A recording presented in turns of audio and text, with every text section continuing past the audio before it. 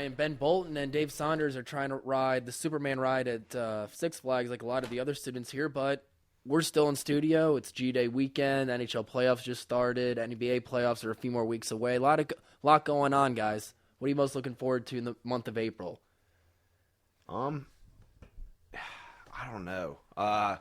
Watching the Hawks collapse in the playoffs is always kind of fun. Yeah, well, NBA regular season is going to end on April 28th this year, so that'll be more of a May thing this year because of the lockout. Exactly. The playoffs usually would start about a week from now, but because of the lockout, they pushed the season back at 2 or 3 weeks. The Hawks are sitting pretty at I think it's the 5 seed. Yeah, possibly playing the Indiana Pacers, who have been one of the rising teams in the NBA this year, not just the Eastern Conference. Not really a superstar on that team, but that team's just loaded with talent, and that'd be an interesting first round to see. But as of right now, at that 4 and 5 battle, I believe it'd be the Boston Celtics and Atlanta Hawks, and finally the Atlanta Hawks would not have to play the Orlando Magic in the playoffs, at least in the first round. True. And we've had an interesting history with the Celtics in the playoffs, especially that 7-game series several years 2008, back. 2008, the Game 6 win in Atlanta that sent the series back to Boston, probably the most exciting first round series, or at least first round playoff game you could think of in recent memory. Certainly one of the best NBA playoff games during that entire 2008 postseason. And now that does come to mind too. Those Celtics were a lot younger though. Kevin Garnett, Ray Allen, and Paul Pierce, not quite in the middle of their prime there, but they're still were superstar players at that time. Those guys are getting up there in age and probably not all going to be there next year, whether it's retirement or just signing elsewhere too. But Atlanta's played great this year, without Horford for 2 or 3 months, and Joe Johnson missing stretches of time too. This is not an elite team in the NBA, but they've played pretty well, and maybe they make that step towards a second round series with Chicago or Miami. Yeah. Is it bad? I don't care. I want to care so much, but I just don't. Does anyone really truly care about NBA until April? Or well, no. I'm talking about Atlanta Hawks basketball. Oh, I'm just we're just imprisoned in this just mediocrity. We've been imprisoned in it for so long. I don't care. Well, to answer your question, no, absolutely not. It's not wrong because the whole time we're sitting here talking about that, I'm thinking about how I just want to talk about tomorrow's G-Day game. But yeah, no, I would much rather talk about G-Day than the Hawks. So let's talk about it. Move right along. If we come back and hit on the Hawks, good for us. But G-Day game, what are your guys' first thoughts? What do you think we're going to see tomorrow? We're going to see Jarvis Jones, tackling some running backs, not quite hitting the quarterback. They try to limit those contacts jerseys in the exhibition game, the glorified intramural game, whatever you want to call it. But when you go into these games, you got to understand, you're seeing the practice round 2. This is one game. These guys are probably not taking it 100%. It's a practice for them, a glorified practice. They're in front of everybody, too. It's good to get to see these guys before the fall time, especially for someone like me, a senior who's graduating 28 days from today, 4 weeks. I'll be in Sanford actually getting the diploma or something of that matter. So it's this is the last time officially or unofficially go to Sanford Stadium for a football game too. So just get to see these guys before they come in the regular season as a top 10, top 15 preseason team. And you're absolutely right. The mood of the day, while not necessarily edgy or competitive like most Saturdays in Athens here between the hedges. Obviously, the stadium isn't going to be quite filled, but it's more important. I think what we're mainly focusing on is limiting injuries. Green jersey on quarterbacks, that always catches a little bit of flack. But, hey, when your depth chart is thinning as much as Georgia's at this point, that should be the number one goal, from my mind, coming in tomorrow, is making sure that everyone we take into that game comes out of that game because or stays out of Clark County Jail. That's been a big problem this offseason. Once again, legal issues piling up for the football team. Georgia's off to a great start this year for the Fulmer Cup. We'll see. I think Marshall ran away with it last year. Yes. Ran away with it. It wasn't even close. Yeah. And that, Randy Moss was there 15 years ago, so that's quite an accomplishment that they won that 15 years after he was there. But Georgia won it during the 2009-2010 season, and maybe they'll bring another title to the SEC. We've got the reigning college baseball champion, the Final Four champion, Here's the what BCS national champion. Get a Fulmer Cup winner too in there. Here's what I don't understand. I don't know if it's well documented, but I read a book, so thus I'm obviously an expert. Haha.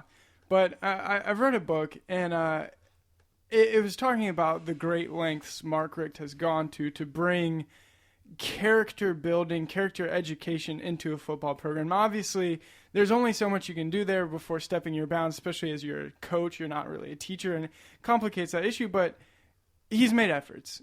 He's really close friends with the team chaplain, and they kind of make it their goal to, while we're running through brick walls here and doing map drills and stuff like this, to make sure that they're strengthening not only in body but in mind and I guess spirit for some guys.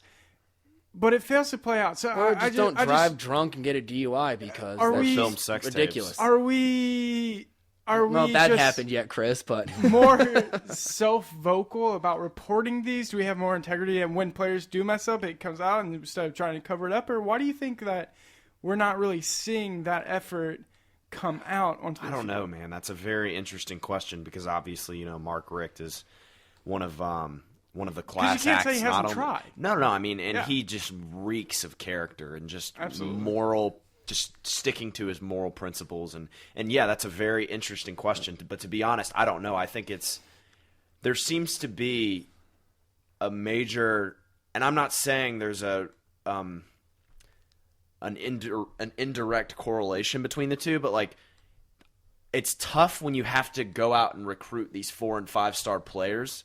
Right. And people treat them as demagogues in high school. Yeah.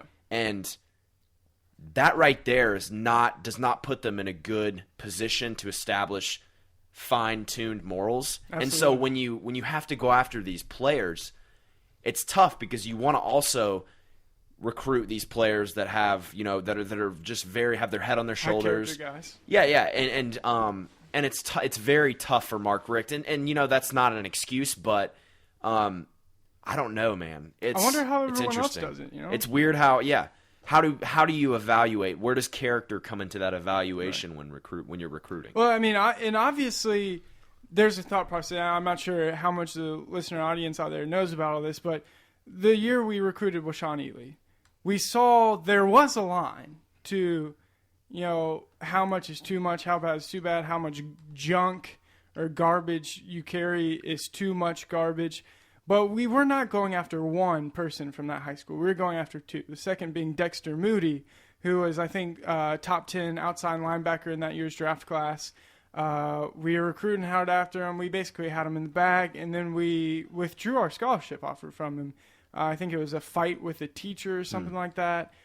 Obviously, there was too much. Only for them, program that has recruits players or has a player on the team get arrested. I mean, Florida State had plenty of instances like this happen when Mark Richt was there, and his mentor Bobby Bowden dealt with a lot of those instances. Right. Peter Warwick getting kicked off of the Florida State team for robbing a Macy's jewelry store, and Sebastian Janikowski getting a DUI, and he didn't get suspended for the title game because Bobby Bowden said he had different rules for American players than he did for his European players on the team.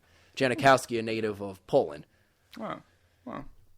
Fun interesting side note there, but I heard an interesting. Can't single out Georgia on this because it does happen in other schools. I mean, Urban Meyer, how many arrests did he have there? He had 50 or 60 during his 6-year tenure down in Gainesville. By no means are we, trying to say it's only here. I think it's just interesting considering the kind of guy Mark Richt is and the fact that I know that he has made efforts and that it's still not really working. Did you hear what Spurrier made a couple quotes the other day? I did not. One was Steve Spurrier's running his mouth. I'm shocked, Chris. We'll continue to talk. I'm going to try to find these quotes.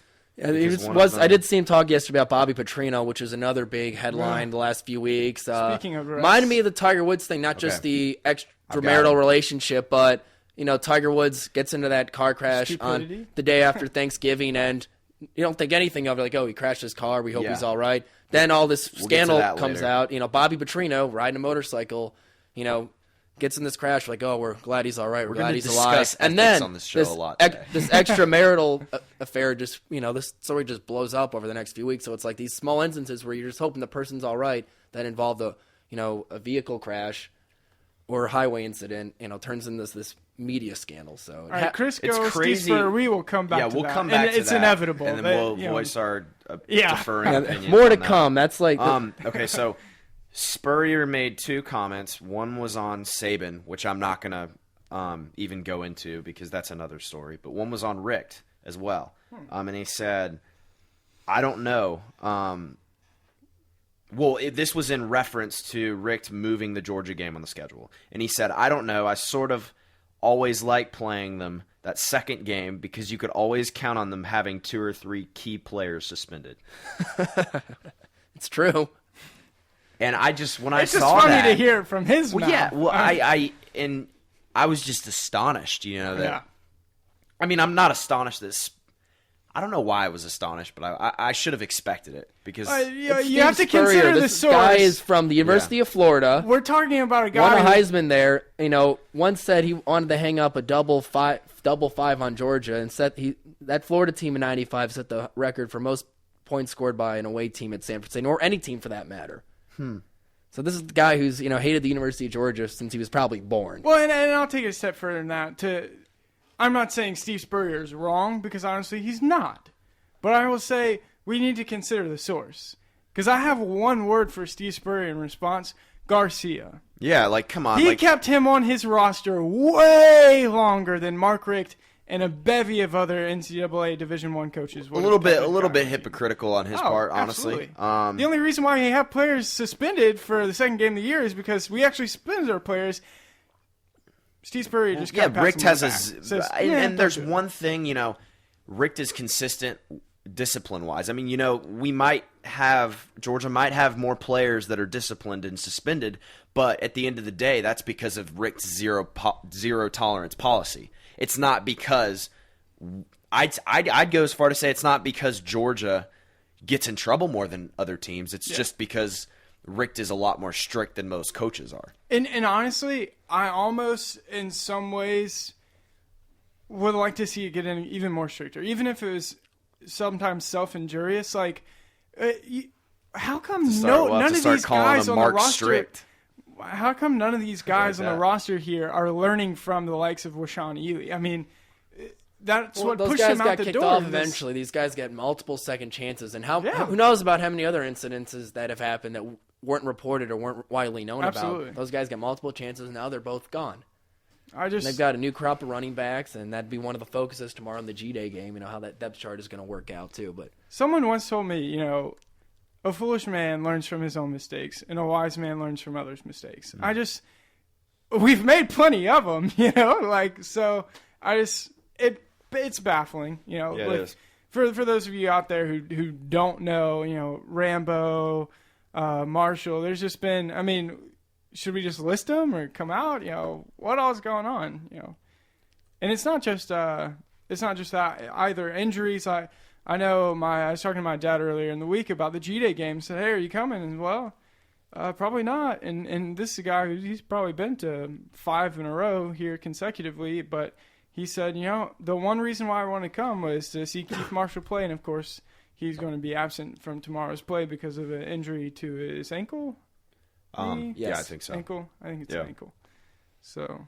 And and I agree. I was excited to see obviously Marshall in action just to see if he could really. But I have heard Kroll has taken this new crop of running backs very seriously, and he's really worked hard. My inside source or two tells me that he's been better behaved this year. They haven't had as many problems at the athletic department with him as they did over the past year or so. And so he's behaved better. Hopefully that was just immaturity and just that freshman apathy. We're all mature as freshmen coming in, aren't we? Yeah. I don't know. But yeah, I think he should. Hopefully he learns not only from others' mistakes, but also his mistakes, like you said. But I think there's a lot of weapons on this offense this year. Yeah. And I'm reading here an article posted on SportsIllustrated.com with the offensive weapons we have.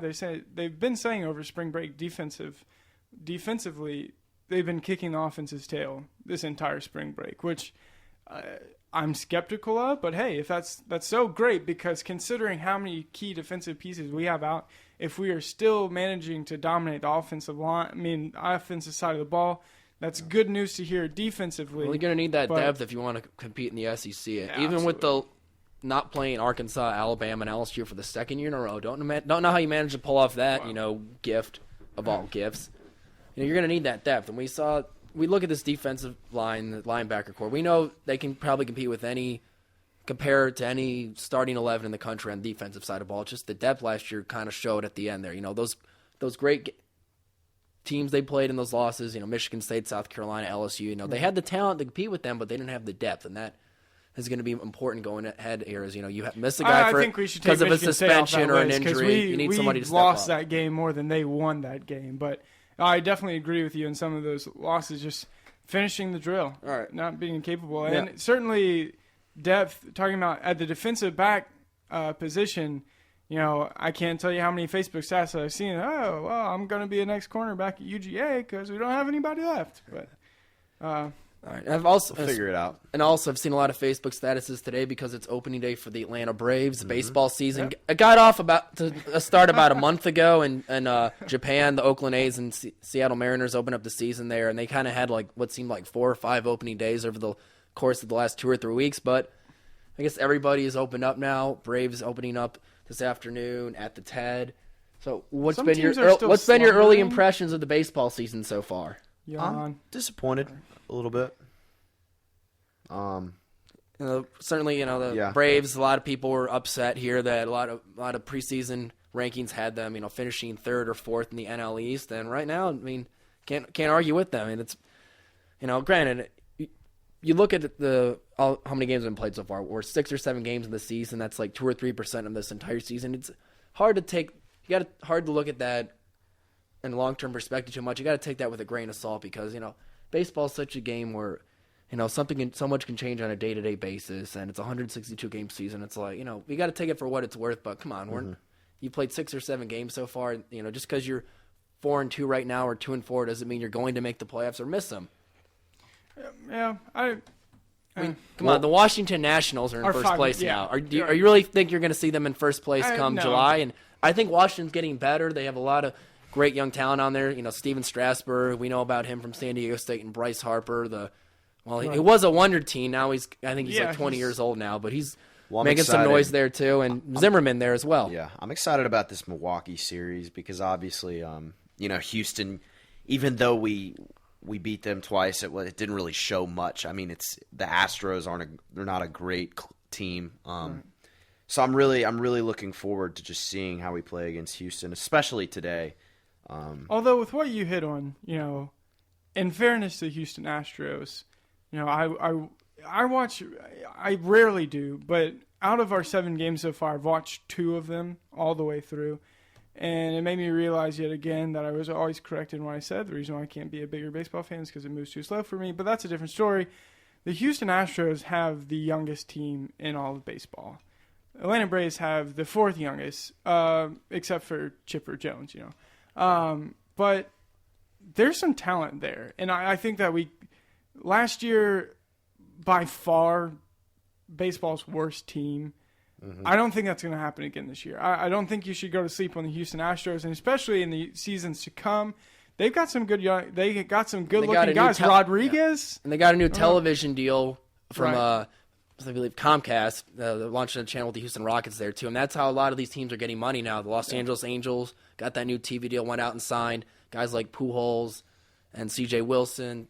Texas Rangers got a big TV deal as well. Now they're one of the big spenders in baseball too, and that's what you're seeing. When you're seeing teams like that, with the young talent getting better, that's part of it too. But a lot of these teams with these new TV deals, are getting a lot more money. And it's not, it's kind of shrinking the gap between the Yankees and Red Sox. Yankees and Red Sox are still always going to have that financial advantage over people too, but it's not like they're going to be able to sign every big free agent now. So look out for that.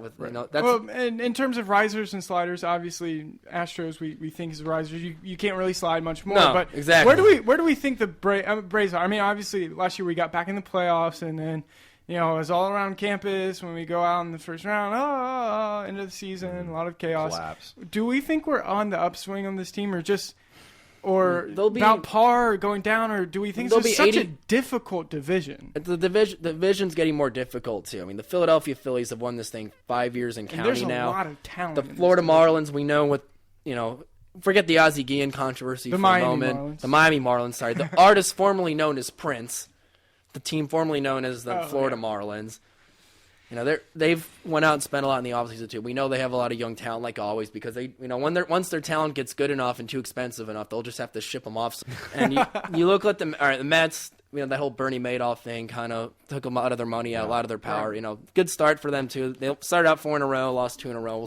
We'll see where they are in May. I think they'll be down towards the bottom. The Washington Nationals, though, aren't really a big market team too, but we know they're willing to spend money. They gave Ryan Zimmerman that big deal. They signed Jason Worth last year, got all this young talent, and when you've been bad for as long as the Washington Nationals, you're going to get young talent. Look at the Rays. They were horrible for what seemed like eternity, and they got. Once you collect enough young talent, you're bound to get better, or truly your management just doesn't know what the heck they're doing on any level. Team to look out for. We're mentioning young teams on the rise. I mentioned this earlier. I think they could contend with the Detroit Tigers, who've been off to a great start. Miguel Cabrera and Prince Fielder have just been tearing it up there out in Motown right now. And the Detroit Red Wings aren't the only big story up in Michigan right now. Look out for the Kansas City Royals. A lot of young talent. People have had their eyes on them for the last year or so, just like Tampa 4 or 5 years ago. Got a lot of young talent. Like guys like Eric Hosmer, Homer Bailey, Frenchie, Alex Gordon, Jeff Francoeur, former Rookie of the Year and Atlanta Braves player out there as well too. Look out for this team to contend. Yeah, and I don't know how they made this comparison, but one of my good friends from back home in Savannah, who's a baseball player in college, he was talking about the multiple similarities and comparisons of the Royals franchise and the Braves franchise, and how they like to, farm raise a lot of their players and bring them up in the system. Obviously, another young team, and as you said, a lot of talent there. And AL Central is not a bad division to try to move. No, Minnesota. They were probably the dominant force there the last decade or so. Kind of down.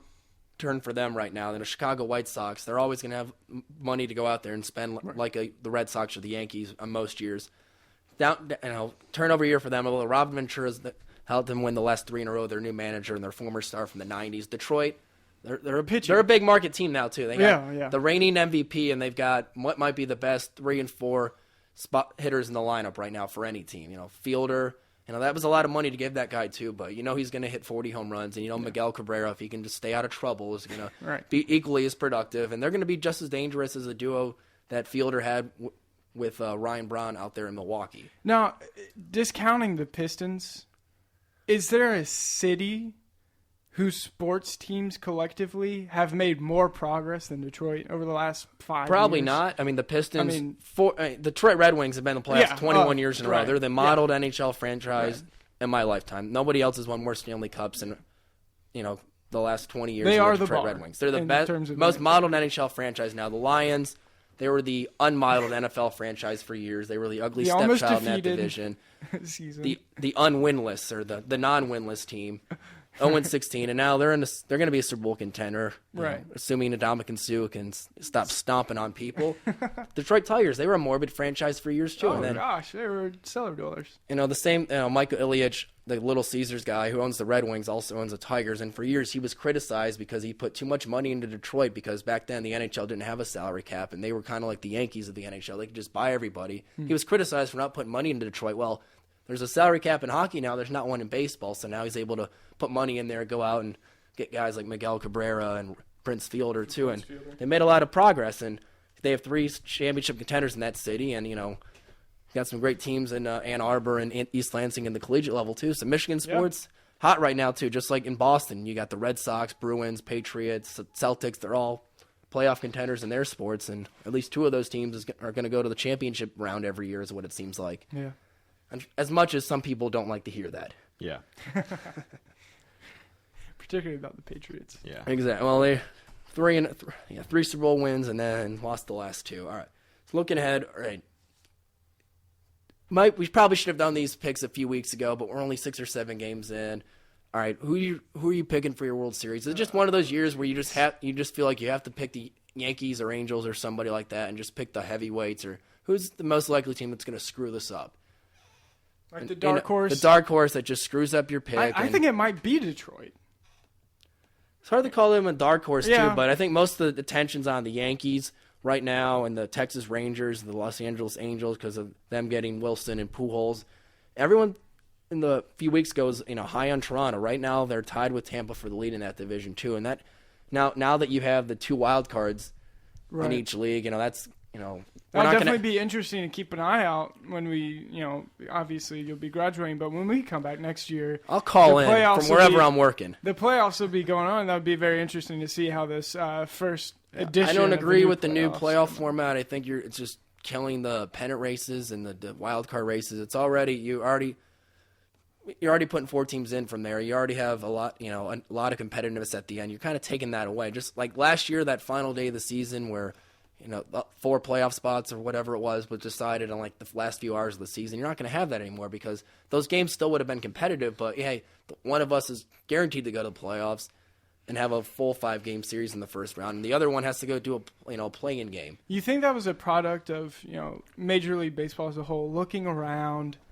and seeing that they have by far the most exclusive playoffs? Yeah, I think it made it a little less exclusive too. There's 32 NFL teams, 12 teams make the playoffs. Right. You have 30 teams in baseball, 10 make it. It's already the most exclusive, but you've just made it a little bit more open to everybody. Right. It's like so you're gonna have a 1-game playoff, play-in series or 3-game series or whatever it is. There are different theories about this too. How towards the end, it might make play more uncompetitive because you'll have the 4th team now is going to be guaranteed, whereas the 5th team is the one who's going to be going out there. So we might not see much from that 4th team, but I've also heard it been said that we're going to see more competition from the beginning of the year from teams like the Nationals, the Mets, even really basically anyone other than the Phillies could be lumped in that category. People are on the fence that are going to be playing their hearts out from day one because there's an extra playoff spot. So different theories on, what's going to go down here.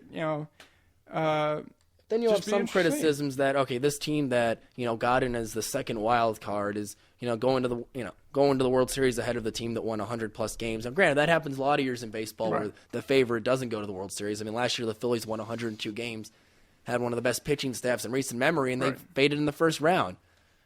And Ryan Howard was on the ground with a broken knee or Achilles tendon or whatever that injury was. It happens every year in the baseball playoffs. There's a lot of parity in there too.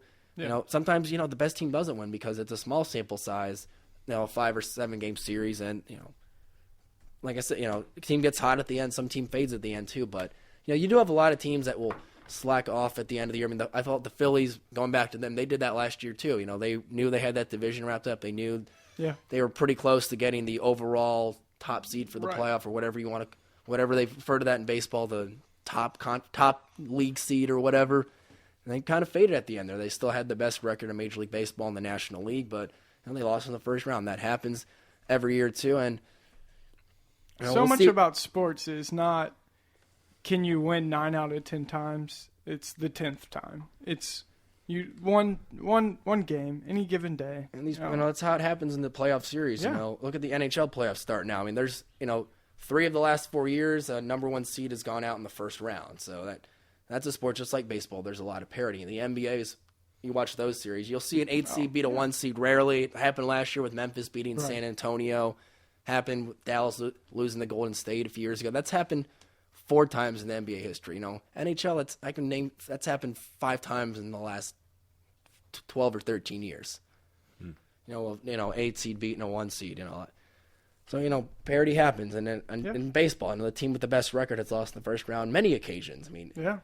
If there was no parity in baseball, the Yankees probably would have won 8 or 9 titles in a row during the turn of the century. Thank goodness they did recent not, times. So. I would have been happy with that. I don't think you would have. Right. Let's looking ahead here, going back to the NBA postseason. Okay, you want to go NBA? Go in there. All right. Did you watch Bulls and Heat? How much did you catch of that game last night? I wasn't watching. Sorry to disappoint, guys. I bet you're definitely excited for that Hawks Magic tonight. That's probably what you were saving your basketball watch for. But looking at these teams right now, and what the playoff series could be, who's going to stop Oklahoma? And it doesn't seem inevitable the Thunder are going to face the Bulls or Heat in the playoffs, in the NBA Finals rather. I don't think so. And also, I still think Kobe Bryant is the best player in the NBA, and if Kobe Bryant is on your your roster and he's your starting shooting guard, like you have a chance to win every game. He's not even the team that I would go for, though. But if you're going out the West, I'd say Tom, Spurs are the biggest competitors. Spurs, the problem with them is so. going to be, who are they going to get in their first-round matchup? Memphis was a young team, plays tough defense. It's kind of the Spurs used to play, and they got upset by the younger, more athletic team. The Spurs, much more offensive-oriented team now. They don't really play that defense that they were known for, when David Robinson was still around and guys like Sean Elliott. They're still a great team there, too. I wonder how that age is going to catch up to them, just like it seemed to do last year. And they were they had the second best record in the NBA, the number one seed in the Western Conference, and they were upset last year. But like we mentioned before, with this shorter season, are their legs going to be as tired as they were, say, this time last year? Well, then again, you're playing 3 or 4 games in a week at occasion too, and I feel like with that shortened season, just like there was in the 98-99 playoff season, that was the 50-game season that started in January, I feel like you're more likely to see an upset in the first round, maybe a top 2 seed going down, just because there's been such inconsistent basketball play throughout the NBA season. I just don't see how Oklahoma is going to lose in the first round to Denver, who they're slated to play at the moment. Last year, Oklahoma easily got past Denver in 5 games. Yeah, that shouldn't be a problem. All right, so looking ahead at these playoff series right now, I'll read you right now what the playoff matchups would be on the first day of the season. You tell me which one's most exciting, which one you see having an upset. The Chicago Bulls will play the New York Knicks. David Stern's happy because he's got the second and third largest markets in the country in one playoff series. So that probably generate the most interest. That'll be definitely an interesting game, just on the basis that, obviously, I think the Bulls rely a little too heavily on Derrick Rose. And you can even tell by just him being constantly injured that they're putting a little too much on him. And Carmelo's had some great games with Stoudemire out of action. It'd be interesting to see how they can mesh once he comes back healthy, because that was the problem when Lynn was doing well and Stoudemire was playing great in the absence of Carmelo, and then he comes back and everything collapses. We know the Knicks have talent, but I don't know if it all meshes at times, and it's probably likely that one of them gets moved in the offseason. I think it'd be more likely to be Amari if someone's willing to, take on his contract. It's not insured because of his knee problems, but I think the Knicks have the talent to beat him too. And we saw 2 competitive games with them over the last week, and that'd be an intriguing matchup. It's not just from the market size standpoint. You got Miami and Philadelphia. They played last year in the first round. Philadelphia has been slumping lately. They got a lot of depth, but aren't able to stay healthy right now. I think Miami takes that one.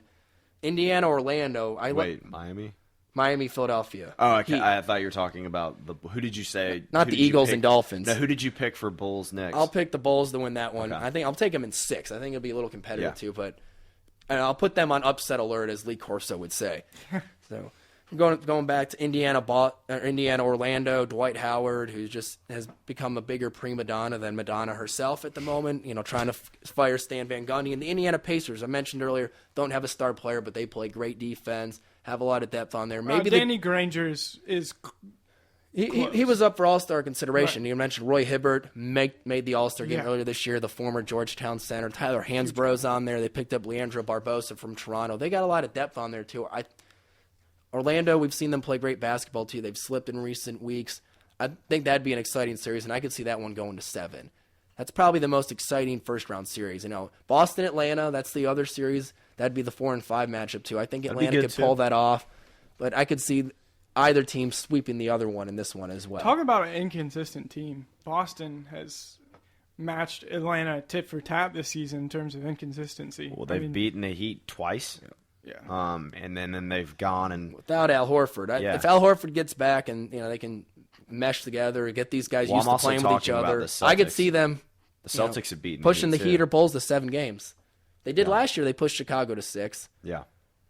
And they almost beat them. The game 5, Chicago made that comeback. Close games that the Bulls won. I was at game 6. Atlanta didn't show up for that one, but game 5 they were pushing it to the limit there, and at one point they led substantially in the fourth quarter.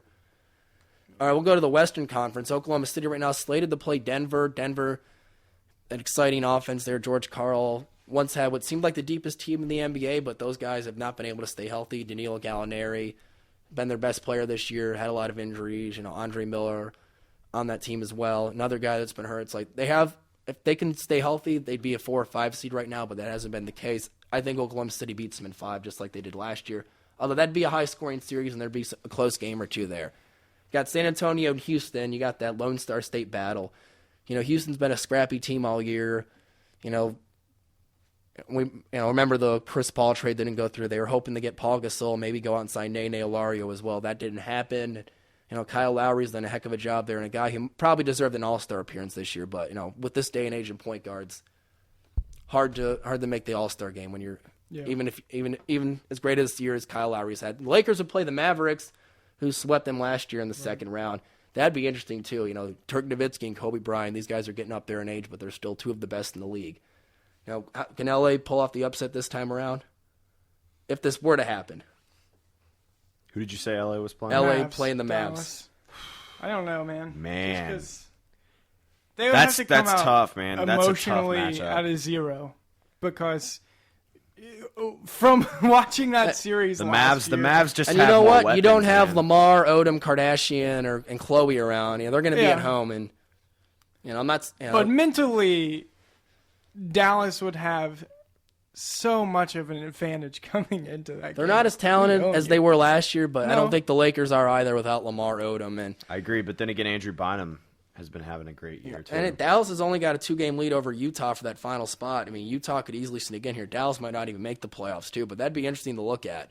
And then in that 4 and 5 battle, I hope this happens. Clash of playing styles: Memphis Grizzlies, scrappy defensive team; LA Clippers, that exciting high-flying team; Lob City. Yeah. I'm surprised Tyga hasn't made a remix of his Rack City song, Lob City, with Blake Griffin and Chris In the Paul music references. video, yeah. That'd be an interesting one to see. Then 4 and 5 matchup there, got to be the most exciting. I think the Memphis Grizzlies would pull the upset off, as much as David Stern would hate for that to happen. Huh? Because I'm sure he'd love to see the Clippers advancing, playing Oklahoma later. That'd be an exciting series too. But I think Memphis would pull off that upset too. All right, producer, most exciting first round series of the ones I mentioned. Which one are you most intrigued about, and who you picking for your title? I'd probably say that Indiana series sounds pretty exciting as far as potential for an upset. For the title, though, I would probably say the Heat are the most undisputed right now. I'll have to, Heat probably going to be the favorite. It's hard to see this team not going back to the NBA Finals. They're better than they were last year. These guys have another year to play together too. I'd have to pick them to be upset by Oklahoma City.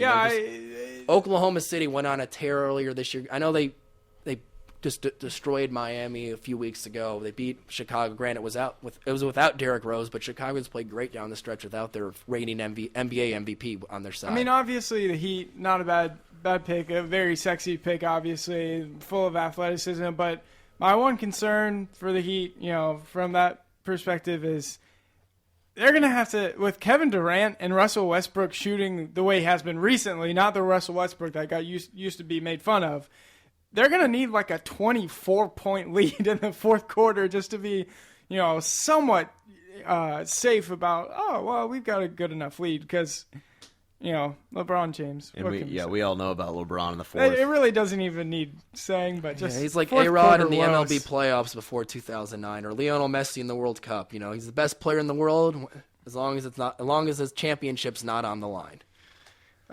Which is weird about Leo Messi because he's usually pretty clutch. It does help when you have the best team in the world, but True. no, that's the interesting Come debate. Champions I've made these League comparisons to people, just how LeBron James considered the best player in the NBA. For years, Alex Rodriguez was seen as the best player in baseball. Lionel Messi's the best soccer player in the world yet. A-Rod before, 2009 playoffs was, Yankees won the World Series. Then before that, he was seen as a choke artist. LeBron can't play well in the fourth quarter. And when it comes to international tournaments, Messi can't seem to lead Argentina to victory. Internationally. And over in Europe, club over in Europe, he's one of the freak. best ever. I don't know if he's better than Pele or Maradona. That's an argument you can make. Maybe now, maybe 5 years from now too. But he's certainly the best player of the 21st century. Certainly in the time I've been watching, which has only been like 5 or 6 years. But he's certainly a stud. And if you make an all-time team, your dream starting 11, he's probably going to be on there, at least the top reserve. So what is it? These guys are the best in the regular season or domestic tournaments, but when it comes to the big picture for everything, they just can't seem to get it together. I don't know what it is. I mean, maybe it's a small sample size of the games we're looking at too. But LeBron's case, we've seen him do it multiple times. Last night he missed the big shot. Fourth quarter of the Dallas game in the NBA Finals, Game 6, didn't want to shoot the ball at the end too. Some guys are uncomfortable with it. Yeah. I think it's really a lot about timing. It's just who gets hot at the right time. And if you pick any of those top front runners, Oklahoma City, Miami, Chicago, it's just all about when they're able to, when it clicks, when they get it together and are able to make that run in the playoffs. And I feel as though that's an excellent point and one that's cross-cutting, in all sports. We mentioned earlier the Phillies winning 102 games and going out in the first round. It's not necessarily who's the best team; it's who's the hottest team. And I think that's extremely important. Just about every sport there is. College NBA, basketball. Like I mentioned earlier, NBA probably has the least amount of parity of any of the major 4 professional sports leagues in the postseason. NBA, you don't see as many upsets happening. Yeah. I think overall, like you said, it's not necessarily who's the best; it's who thinks they're the best. I mean, you could even look at Georgia last year. They might have not been the best team, but they thought they were the best because they were winning games because of their schedule at times. Right. And look at college. We'll go to college basketball. Their confidence was through the roof. Yeah. You see a lot of upsets happen too. I mean, Kentucky. They were probably the most talented. They might not have been the deepest team, but throughout the year, they thought they were the best. They probably were the best, and it showed. They won all their games pretty handily. The Kansas game, the Jayhawks made a good comeback there. Thomas Robinson playing great in the second half there too, but Kentucky still cut down the nets. But we see that happen in college basketball all the time. I mean, look at last year. I mean, Kemba Walker and UConn won their last 11 games and then cut down the nets. They won 5 games in 5 days in the Big East tournament. Which, with that thinking that you're the best, I'm going to go back and I'm going to push make this is a cross-sports debate, Evan. from the Dallas Mavericks and the Kentucky Wildcats. So let's look at these two teams. We're not comparing Dallas them Mavericks, competing on the court against right, each other. But. Absolutely not. They obviously won the title last year.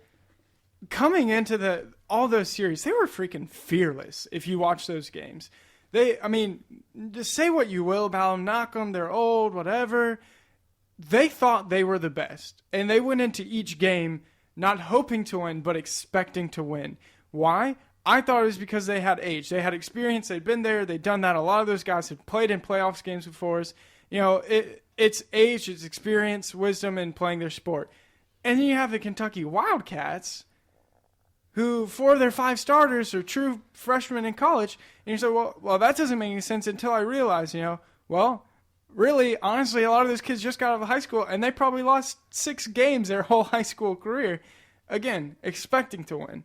And we could go on and on all day about just how many sports it's very, very noticeable in more sports than just the NBA and college basketball. All right, sure. well, now that we're on the topic of Kentucky, the Unibrows hasn't declared for the NBA yet, but he's off there. But the Unibrows leaving Lexington. The great Unibrow. The flat top, the Big Daddy Kane, Kid and Play, Bill Biv DeVoe, that early 90s flat top that was so cool back then. Nerlens Noel is bringing it back to Lexington. The top player in the nation commits to Kentucky. Shabazz Muhammad, the number 2 player, is going to UCLA. Won't join him in Kentucky. The Wildcats probably get some other good recruits there too. Did you see his announcement when he had the hood up the whole time and then he took it off and revealed that the UK was shaved on his back? Was that a little too pompous for you? I don't know. I think we glorify these high schoolers in an almost disgusting fashion in the first place. I don't think they should have had them on TV to begin with. But that's a debate for another day. Yeah, I love when they're like, oh, it's just been such a stressful process. I'm like, dude, you could have ended this 6 months ago by saying where the hell you're going. You didn't have to go on national TV and make a whole scene about it. But they like that. Fun. And he'll probably, if he ever becomes an NBA superstar, maybe he'll do that again. Well, I'm going to take my talents to, Utah or Oklahoma City. That might not happen, but to those cities. But I doubt we're going to see less of these announcements in the future, and this is just going to become normalcy in the days to come. I mean, he's even referenced, I'm taking my talents to Kentucky or Lexington. He said that? He said, I'm taking my talents. I don't remember if it was Lexington or Kentucky, but it was one of those places. He'll be in Stegman next year. And Calipari will have a healthy marriage just based on that comment right there. I can just, They're going to come to Stegman next year. I'm sure everybody on this campus can't wait to see them. The one sellout Georgia basketball has in most years. Florida sometimes, too. Florida generally. Kentucky, And maybe even though, Tennessee next year. They cracked the preseason top 25. So revise. How's their recruiting looking, Chris? Our resident Tennessee Volunteers. fan. Kwanzo has done a pretty incredible job for the little time he's been there. Almost made the tournament, but ended up going to the NIT. But he had a nice year. He had 2 wins against Florida. We swept Florida this year. So, but overall, I think he's pretty. We're looking at a pretty promising future. Obviously, Jarnell Stokes is going to be back. Jerron Mammon's going to be back. So we're going to have a decent front court. It's difficult not to be worse than they were, but one guy who will not be coming back to Florida just announced today, Bradley Beal's entering the draft. Their star freshman shooting guard. So Florida was hoping he would come back. They probably would have been a top 10 team. They'll probably slip to about 15-20 range now. And one of the top remaining high school kids who's not committed yet is Tony Parker, a 6'9" center from Lithonia, went to Miller Grove High School. Probably going to UCLA. I know Georgia's in the mix right now too, but I'm not a lot of buzz of him going to the Bulldogs. Surprisingly, a top basketball player is not coming to Athens. Is that a shocker to you guys? No. Anyone? Probably end up going to UCLA with Kyle Anderson and Shabazz Muhammad, 2 of the top 3 players. So the Bruins making a great push there. Ben Holland, if you can't get this team to the Elite 8 or further, you're probably going to lose your job, and deserving so. Are we about done with high school basketball? We are. Okay. That's our. I've been This is the recruiting week. I've been holding on to Tuesday. Final hear it. Four was the week before. That's probably all we'll talk about until November. So moving on. But we've gotten to the point in our show, ladies and gentlemen. We're just about 10 minutes left. And I think that we've overlooked something fairly important. Something is going on in 13 days from today. In Radio Hall, New York City. I believe you might have heard of it. NFL Draft. I'm going to reference the Athens Twilight Bike Race. I don't even that know actually what would be you're talking 15 days. Oh, well. 2 days later. 2 days later from the NFL Draft. Obviously, NFL Draft is synonymous with just the first round because I feel like outside of myself, that's the only round that anybody really watches. There were a few years I'd watch the 6th or 7th round because the picks would be made every 2 minutes. That's just great television. Anyways. It's good if you're doing homework. You just need a side distraction and hear that clicking noise every few minutes. Da-da-da. Oh, I love that noise. If I'm not mistaken, I think there's 3 different teams that have 2 first-round picks. You've got the Cincinnati Bengals from the Carson Palmer trade, the Cleveland Browns for the Julio Jones from Atlanta, and then the Patriots just because they're the Patriots. And it feels like if it's not a first round where the Patriots have more than one first-round pick, then it's not really an NFL draft. But Bill Belichick knows how to get rid of sell those veterans when their stock is high and bring in the young crop, although the guys he's bringing in now aren't quite what they were 10 years ago. But maybe that'll turn around this year. Looking at the lineup, looking at team needs, looking at just, in general, NFL draft chaos, throw out some – we can talk about Andrew Luck, Robert Griffin III, if there's anything left to be said. But who are some teams that you think could really move in their position through this draft? And what are some more intriguing and interesting picks from this draft? Obviously, I'm very intrigued by seeing, I think you can make an argument that 2 of those 3 teams that have 2 first-round picks really need those first-round picks. And I think New England's going to go for the depth approach. The Bengals, they don't seem like the team to be one to trade up, and they made the playoffs last year, in part because they had an easier schedule. Probably be tougher for them next year because when you win 10 games a year before, your schedule's going to be tougher the next year. They might decline a little bit too, but this is a young team on the rise. Andy Dalton and our former Bulldog, AJ Green leading the way there, and Geno Atkins on the defense. Yeah, was a Pro Bowler this past year. Had the most sacks of any defensive tackle in the NFL. Last year. I see them holding on to those picks and just going for the depth there, just like New England. And you know what? And looking ahead here about a team that can trade up, Jim Irsay, the Colts owner, made a reference that somebody better trade up to number 3 to get Ryan Tannehill. Don't know if that'll happen too, but what is with this? He seemingly has come out of nowhere. Can we talk about Ryan Tannehill and why he's relevant? I knew he's good. You have 2. No. It's just but no. You have 2. Did you watch him play college football this year? And I'm not even looking at his scored last... points. It's just the defense screwed up the games at the end. Come on, dude. Ryan Tannehill can't win football games. He's not a winner. He's not a good quarterback. I won't openly refute you. I will say we don't have a freaking clue. He's only played like 18 games at quarterback. Well, he was a wide receiver. Oh, yeah. RG3 didn't win games until his senior year. this Dude, past year. RG3 was a 4-star quarterback prospect. What was Ryan 4.4. Tannehill? Ryan Tannehill came out of college as a wide receiver, didn't he? Yeah. He was 6'6". All right, well, yeah, Or raising 6'5". the stock's rising Is too. it because he's you a got RG3 and you prototypical got physical Luck. specimen. Yeah, That's it. after Luck and RG3, there's who's a the massive third drop-off. guy? Yeah, someone else is gonna take advantage of that and But be, why take be that the third stretch? best quarterback. Because that, and you know what? The Dolphins are going to do it. The Dolphins are going to. I know, guarantee that's the the Dolphins will worst draft thing. Tannehill. Hey, they did draft Kedgen Jr. in the first round a few years ago. Yeah, I just I don't see somebody trading up to number 3 to get him. I think Minnesota will stay in that spot and get Matt Khalil, get a good offensive lineman to help protect Christian Ponder and the now often injured Adrian Peterson. I just wait, man. Like, you got like quarterbacks like Nick Foles has put up some pretty good numbers. Look in at Arizona. the draft order here after Indianapolis and Washington. Minnesota's not drafting a quarterback. Cleveland possibly could. I see them maybe leaning towards Trent Richardson. Trent Richardson's going to go to Cleveland or Tampa. Tampa is obviously not going to draft somebody and get rid of Josh Freeman so soon. The Rams have Sam Bradford. They're going to hold on to him a little bit longer.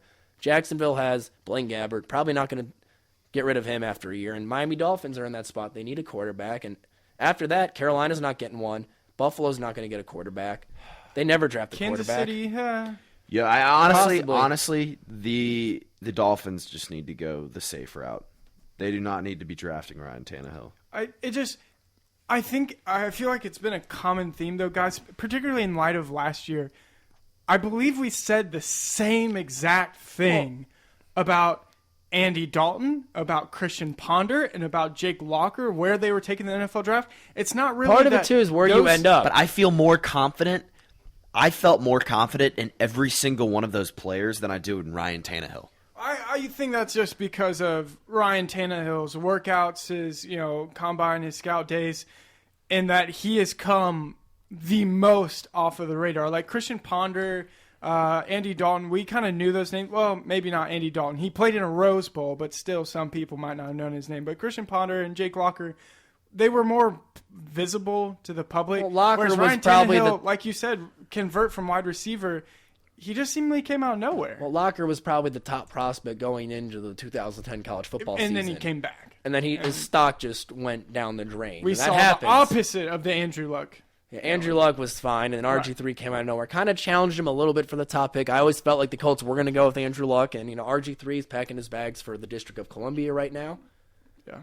It'll be interesting to see what happens with Tannehill, but I think he'll end up going to Miami at the 8 position too, and then the focus will turn on the other players too. And so much of the focus has been about Luck and Griffin. It's like we know where these guys are going to go. What are the other stories? I've known that for 6 months he's going to go play in Indiana. Can we move on? Well, and moving on, if you guys look in the middle of the draft, we have 3 teams: Dallas Cowboys, Philadelphia Eagles, and New York Jets at 14, 15, and 16, who have probably not been that low, 14, 15, 16, in a while. These are 3 teams that are, I think, on the teetering point of really going off the deep end here. What are some things going forward that they need to? I'm going to start with the Jets. They need to figure out who their quarterback is and stick with it. I don't necessarily agree. Maybe with Ryan bringing in Tim Tannehill Tebow, will but- slip to the Jets and he'll draft him. That'd be great for Hard Knocks, assuming Rex Ryan really. So your 3, Doesn't let me decline get this the show. straight. Your quarterback competition is between Tim Tebow, Mark Sanchez, and Ryan Tannehill. The good, the bad, and the ugly. The bad, the bad, and the bad. Who is the good thing? I guess Tebow's morals would be the good part there. Yeah. But I just really, the Cowboys, the Eagles, they're in the same division there. I just see 3 teams that could really go either way this coming season. They could go up or they could go down. And in this draft, we see people waste all the time. Teams, what are you doing? Just like, last year's draft. But really 3 teams there stacked in the middle that probably aren't used to picking that low, honestly. Having probably more talent around in that first round than they're used to. This is a position where all 3 of these teams really need to take advantage of that, I feel like. But any other thoughts, hopes, just general fun facts about NFL draft? Well, let's take a look. Mel Kiper's got the best mullet in the world. It's better than Joe Dirt's. It's better than anybody you could find at some random Walmart in rural Georgia. Well, what about the He's Falcons? the only guy that can make it stylish. Let's talk Falcons. Who do the Falcons need to go for defense on this one? Get some more depth on there. They already got a lot of great offensive players too. Get another linebacker. Could Luke Klecki be there, or maybe one of the Alabama guys? Falcons don't think have a first-round draft pick, by the way. Yeah, I think more. The second round. I don't know if maybe they try to trade up and get one of those guys. I don't think they will, but they only have 2 picks in their first 100. I think. Yeah, that was part of the bounty they paid to get Julio Jones. But the right. first one's 84 overall. Yeah. Who knows who could slip out there too? I don't see them trading up and maybe a Janoris Jenkins and take a little chance on character. There are people out there Jenkins saying been projected for first round though. I don't know if he'd slip to all the way down to 82. Particularly with you can get a good player at that position. Yeah. Particularly with the DUI, I know there's some rumors swirling about Orson Charles probably in a not really tight end deep draft, but maybe not as many teams need them as there are tight ends, but that could be a possibility. Coming an heir apparent to Tony Gonzalez, who great Hall of Famer, probably arguably best tight end ever play sport. Follow him up at Atlanta. We know that Atlanta every now and then likes to pick guys out of their backyard. I think it's a good fit. Well, keep an eye on that. Falcons do need to go get a replacement for Tony Gonzalez. As great as he is still, he's getting